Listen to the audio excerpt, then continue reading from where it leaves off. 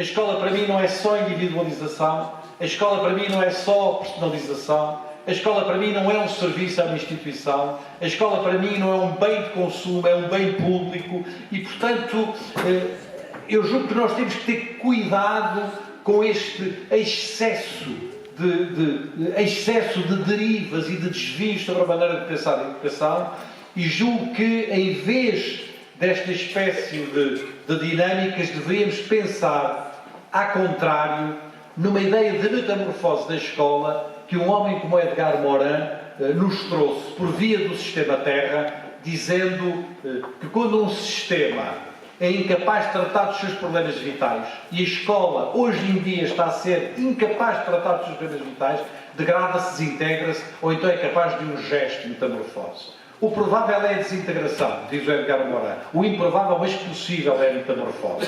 E continua, enfim, falando na ideia de que é preciso construir dinâmicas novas. Ora, de criar um novo ambiente educativo dentro das escolas.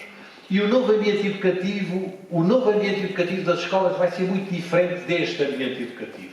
Vai ter uma estrutura diferente. E tomem ambiente aqui no sentido metafórico, não no sentido físico, no sentido metafórico. Porque obviamente que este ambiente tem por trás uma organização do espaço, mas tem também por trás uma organização do tempo, e uma organização do currículo, e uma organização didática, e uma determinada concepção do trabalho do professor, e uma determinada concepção do trabalho do aluno, isto é, por trás desta metáfora está muito mais que uma simples arrumação física de um determinado espaço. E é por isso que a criação de um novo ambiente educativo é um ponto central na educação que vamos construir para o futuro. Como é que será esse ambiente educativo? Reúne duas características. Cooperar num número cada vez maior para realizar tarefas cada vez mais complexas. É assim com a vida, é assim com a aprendizagem do François Tadei, como nos mostram todos os estudos e as investigações que temos vindo a fazer sobre o cérebro, sobre a maneira como o cérebro aprende, sobre as neurociências, etc, etc, etc. Conta ele mesmo uma história dizendo, vocês imaginam se aqui neste palco me aparecer aqui um gorila, não é? E eu tiver que lutar contra esse gorila, as minhas hipóteses são absolutamente mínimas. O gorila vai-me massacrar em poucos segundos, não é? Não tenho nenhuma chance contra um gorila neste palco.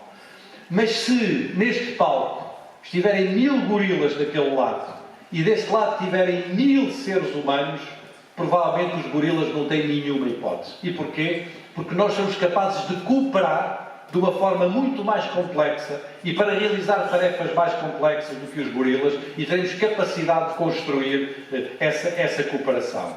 O que é que isto quer dizer?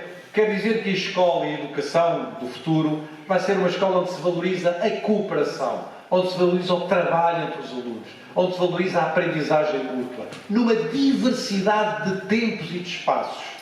Uma escola onde se valoriza o acompanhamento personalizado, uma escola onde se valoriza a diferenciação pedagógica. Ora, para conseguirmos uma escola onde se valorize isto, precisamos de um novo ambiente educativo. Não nos chega o ambiente educativo que temos conhecido nos últimos 150 anos. E depois estes homens dizem-nos uma segunda coisa. Estes homens e estas mulheres dizem uma segunda coisa, nomeadamente o Yuval Harari. Dar mais informações aos alunos é a última coisa que um professor deve fazer. Os alunos já têm informação até demais. É preciso sim ensiná-los a dar sentido às informações, a distinguir o que é importante e o que não é, a associar as múltiplas informações numa visão de conjunto do mundo. O que o Harari nos está aqui a dizer é que é a questão do sentido que é central. A valorizar novas estratégias pedagógicas, a valorizar sobretudo aquilo que, a meu ver, é o objetivo central da escola, aprender a pensar. Conseguir que os alunos sejam capazes de pensar. E quando eu digo valorizar as linguagens, não me encontrarão nunca a desvalorizar o conhecimento. Não me encontrarão nunca a dizer que a matemática e a história e a biologia não são importantes. Mas encontrar-me-ão a dizer que mais importante que a matemática é a linguagem matemática. Que mais importante que a filosofia é a linguagem filosófica. É a aquisição destas linguagens, mais do que os conteúdos disciplinares de cada uma destas disciplinas, que pode vir a dar sentido à escola do futuro. E os bons professores sabem há muito tempo. O meu melhor professor foi o professor de filosofia, um senhor chamado Luís Ardição Pereira. Liceu de Oeiras, final da década de 60, 69, 70. Tinha eu 14, 15 anos. No final do ano, o professor Ardisson Pereira deu-nos um teste. Não havia exames, era o 6º ano, não havia exames, havia um teste, e deu-nos 4 respostas, 4 perguntas. E disse: os senhores, tratávamos por senhores naquela altura, os senhores têm 1 hora para responder a estas 4 perguntas, e cada uma das perguntas vale 5 valores. Portanto, os senhores organizam o vosso tempo, têm 1 hora para responder, cada pergunta vale 5 valores. E eu respondi apenas a uma pergunta. E respondi apenas a uma pergunta, porque na altura tinha a mania que andava a gostar muito do filósofo alemão do Kant, e tinha a mania que era especializado em Kant, manias de adolescentes, não é? E respondi apenas à pergunta sobre o Kant. E não só respondi apenas à pergunta sobre o Kant, como no final ainda pus uma nota para o Sr. Professor Luís Ardisson Pereira, a dizer: Sr. Professor, eu acho um escândalo que o senhor nos dê apenas 1 hora para responder à pergunta sobre o Kant e ainda queria que eu respondesse às outras 3, era o que mais faltava, não é? Claro que nós éramos miúdos, a história ficou conhecida do António, não é? O Sr. Nova, o Sr. Nova, o Sr. Nova, que soube responder à primeira, àquela, também sabia responder às outras, não tem problema nenhum, não é?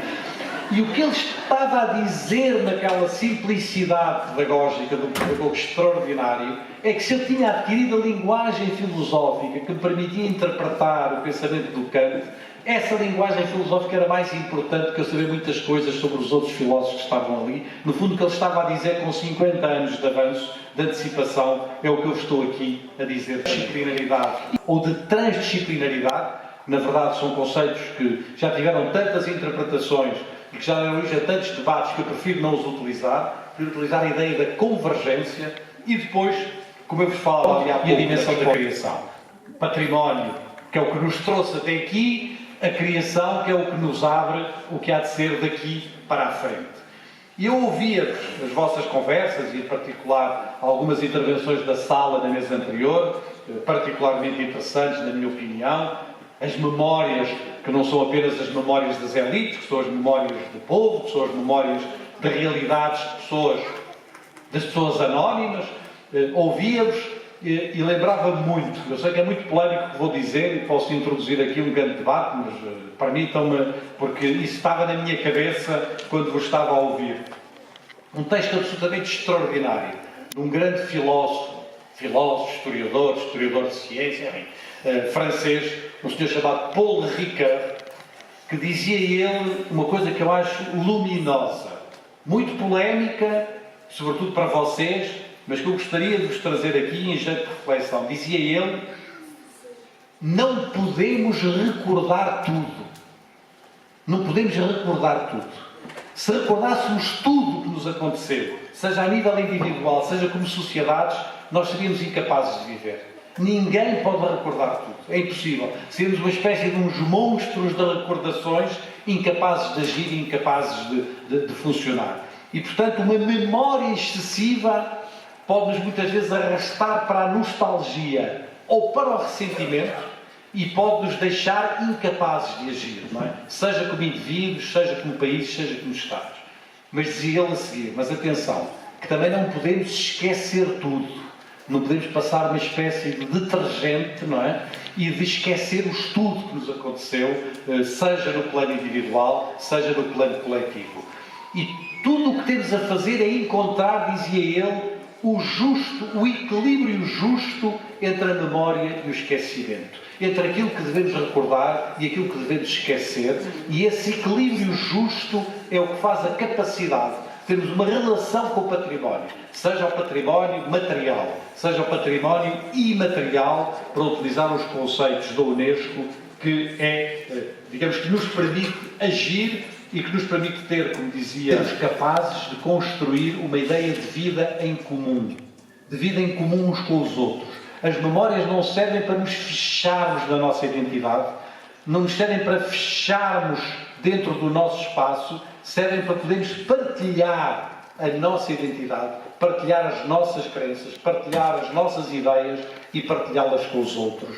A identidade, a possibilidade de uma vida em comum, não é a possibilidade de uma vida de iguais, não é a possibilidade de uma vida do menor denominador comum, é a possibilidade de uma vida em que estamos em comum uns com os outros, sejamos quem formos, Vinhamos de onde viermos, acreditemos no que acreditarmos, a possibilidade de construirmos isso. É para isso que serve a cultura e não para os fechamentos a que tem dado lugar nos últimos tempos. E estes fechamentos têm-nos levado a um recuo na agenda dos direitos humanos. Tem-nos levado a uma maior concentração da riqueza e a mais desigualdades. Tem-nos levado à precarização do trabalho. Tem-nos levado a uma incapacidade de lutar contra as alterações climáticas. Tem-nos levado a muitas coisas que nós não gostávamos que nos tivessem. Maxime Greer, de novo, não consigo imaginar um sentido coerente para a educação se alguma coisa comum não acontecer no espaço público. E eu digo, no lugar dela, e eu também não consigo imaginar um sentido coerente para a cultura se não servir para construir uma vida em comum com a Terra e com os outros. E construir uma vida em comum é uma vida em que cada um, nas suas diferenças, contribui para esta convivialidade, se quisermos ir buscar um termo consagrado por Ivan Illich na década de 70.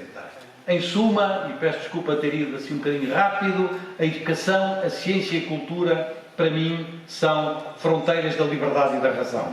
E precisamos cada vez mais da liberdade e da razão. São condições necessárias de um desenvolvimento com menos desigualdades e com mais direitos humanos. E quando falamos nisso, e para terminar, que nunca nos esqueçamos,